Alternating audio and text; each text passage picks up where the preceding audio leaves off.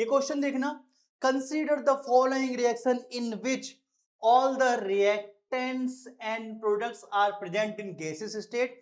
दो रिएक्शन दे रखी है, उसका इक्विलिब्रियम कांस्टेंट की वैल्यू दे रखी है, the value of K3 for the reaction.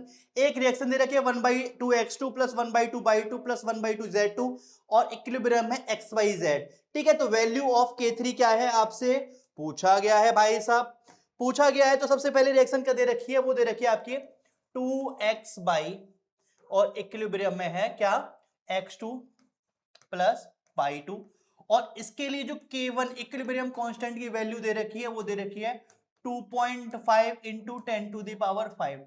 देखो सारा का सारा जो गेम है ना इक्विलिब्रियम कांस्टेंट के कैरेक्टरिस्टिक से लेके है। ठीक है, तो करते हैं। अगर मैं बात करूं 2x बाई और x2 प्लस y2, K1 आपका ये दे रखा है, इसको अगर मैं रिवर्ट करूं तो ये हो जाएगा x2 प्लस y2 और इक्विलिब्रियम में हो जाएगा 2x बाई, और ये क्या हो जाएगा अगर मैं इसे रिवर्ट करूंगा तो एक नया इक्विलिब्रियम कांस्टेंट बन जाएगा k डैश, और वो क्या हो जाएगा, वो आपके 1/K1 के बराबर हो जाएगा। और 1/K1 यानी कि 1/2.5 इंटू 10⁵। ये सारा का सारा कैरेक्टरिस्टिक है भाई इक्विलिब्रियम कांस्टेंट का। ठीक है, x2 प्लस y2 इक्विलिब्रियम में है 2x बाई और k डैश बन गया 1/K1 यानी कि 1/2.5 इंटू 10⁵, या फिर इसे मैं लिख सकता हूं आपका 1/25 इंटू 10⁴। क्यों करा अभी बताता हूं आगे क्यों मैंने ऐसा करा।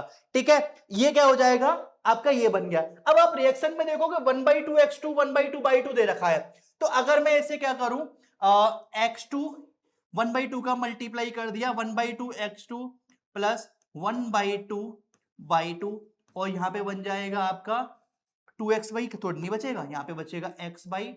और इधर क्या होगा, इधर के लिए मैंने अगर मैंने वैल्यू मान ली K1 थी, K डैश थी, तो उसकी जो वैल्यू थी 1/25 इंटू 10⁴ थी, और जो कि अगर मैं यहाँ पे 1/2 का मल्टीप्लाई करता हूं तो वहां पे इक्विलिब्रियम कांस्टेंट की वैल्यू पावर में चली जाती है, तो ये हो जाएगा 1/2 इसकी पावर चली जाएगी, जिसको मैं लिख सकता हूं 1/5 इंटू क्या हो जाएगा 100 यानी कि 10⁵।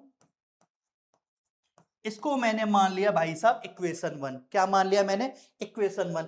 इक्वेशन 2 क्या दे रखी है आपको, इक्वेशन 2 आपको दे रखी है x by,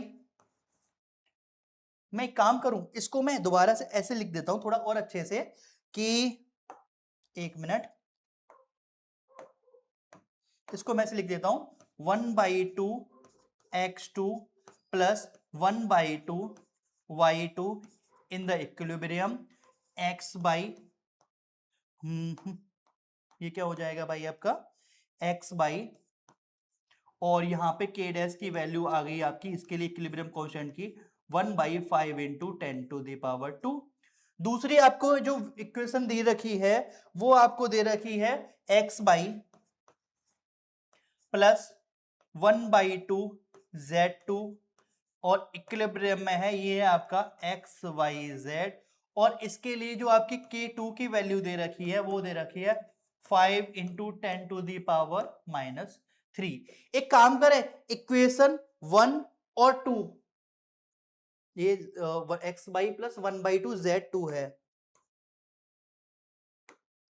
x by plus 1/2z2, और काम करें इन दोनों को क्या कर लेते हैं, इक्वेशन 1 और इक्वेशन 2 ऐड कर लेते हैं, ऐड इक्वेशन 1 एंड 2। ठीक है, ये क्या हो जाएगा 1/2x2 plus 1/2y2 plus x by plus 1/2z2 in the equilibrium like x by plus x by z। ठीक है, इधर x बाई है और इधर x बाई से x बाई कैंसिल हो जाएगा, इक्वेशन बन गई 1/2x2 plus 1/2y2 plus 1/2z2 in the equilibrium, और आपका बनना है x बाई z। ये तो हमें इक्वेशन पता चल गई, लेकिन पता है क्या है, बात पूछी जा रही है यहां पे जो K3 की वैल्यू इक्विलिब्रियम कांस्टेंट की वैल्यू वो क्या होगी। K1 की वैल्यू क्या थी 1/5 इंटू 10⁵2, और K2 हो जाएगा 5 इंटू 10 टू द पावर 3। जब इन दोनों रिएक्शन को जोड़ेंगे तो जो इनके इक्विलिब्रियम कांस्टेंट की जो वैल्यू है ना भाई, ये क्या हो जाएगी, ये हो जाएगी आपकी मल्टीप्लाई। तो ये हो जाएगा आपका, अगर मैं बात करूं इसके लिए इक्विलिब्रियम कांस्टेंट की वैल्यू K3 है, तो K3 क्या हो जाएगा, वो हो जाएगा K डैश इंटू क्या हो जाएगा K2। K डैश की वैल्यू आपकी दे रखी है 1 अपॉन K डैश की 1/5 इंटू 10 टू द पावर 2 और इंटू ये हो जाएगा 5 इंटू 10 टू द पावर -3। 5 से 5 कैंसिल हो जाएगा, 10 to the power -3 divided by 10 to the power 2, ये हो जाएगा 1 इंटू 10 टू द पावर 5, या फिर बोल सकता हूं 1 into 10 to the power -5। 1 into 10 to the power -5 कहां आंसर है, यस ऑप्शन नंबर सी क्या हो जाएगा, इसका राइट आंसर हो जाएगा।